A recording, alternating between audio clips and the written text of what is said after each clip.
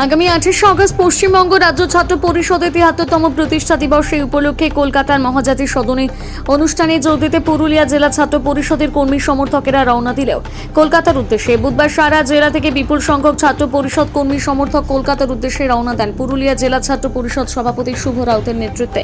এই কর্মসূচিতে কর্মী সমর্থকদের মধ্যে ব্যাপক উৎসাহ দেখা যায়।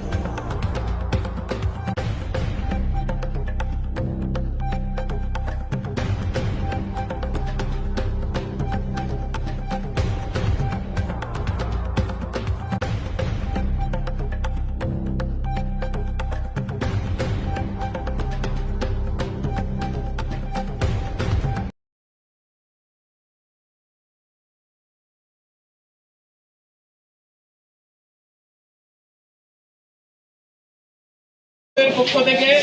আমাদের রাজ্য ছাত্র পরিষদের ৭৩তম প্রতিষ্ঠা দিবস যে আমাদের সমাবেশ মহাজাতি সদনে হতে চলেছে, তাই সেই উপলক্ষে আমরা পুরুলিয়া জেলা ছাত্র পরিষদের পক্ষ থেকে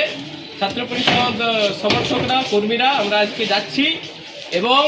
৭৩তম প্রতিষ্ঠা দিবস উদযাপন আমাদের অনুষ্ঠান সেই সফল করার উদ্দেশ্যে আজকে আমরা বিপুল সংখ্যায় ছাত্রছাত্রীরা সারা জেলা থেকে আজকে আমরা মহাজাতি সদন কলকাতার উদ্দেশ্যে রওনা করি।